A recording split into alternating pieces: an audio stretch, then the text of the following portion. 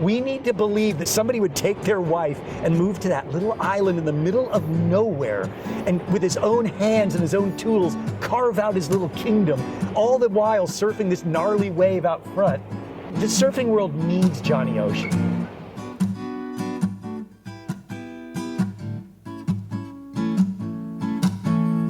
I built this place on this island, which is called Togat Nusa, because I love the island lifestyle, and there's a really nice wave route in front. That little nice wave just happens to be Scarecrows, a world-class break.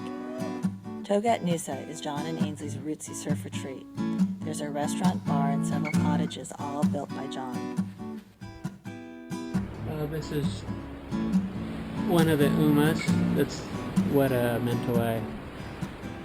Mentawai house is called, an uma, but it's modified into Westerners, of course.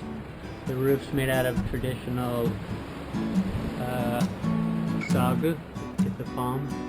It's their staple. They use the middle of the sagu to eat, and then the leaves, of course, for the roofing. Yeah, trying to keep it semi-traditional, so it looks nice on the island. It's not a big stucco white building, you know, like a lot of hotels would build. Pretty much all of the materials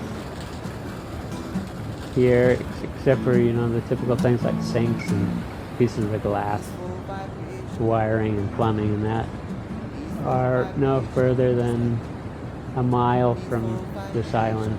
We gather rocks and shells, and of course all the driftwood, and Japanese glass floats we turn into lights. Then it became like a passion to gather things from only around here to build, because it saves so much fuel and just getting materials here. Why would you bring in a 2x4 from the hardware store when you got beautiful driftwood logs laying all over the place, you know? Well, when the guests aren't here, you got to keep yourself busy, otherwise you would probably go a little bit insane. So I always like to wander the beaches, so I started finding cool pieces of driftwood and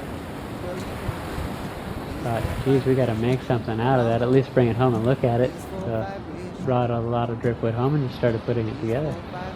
I really like that chair there. That's one of my favorite chairs. Well, the Mentawai is such a beautiful place altogether. It's inspiring. It just inspires you to make beautiful stuff. When you're surrounded by beauty, it just grows, you know. Peaceful vibration, Lord.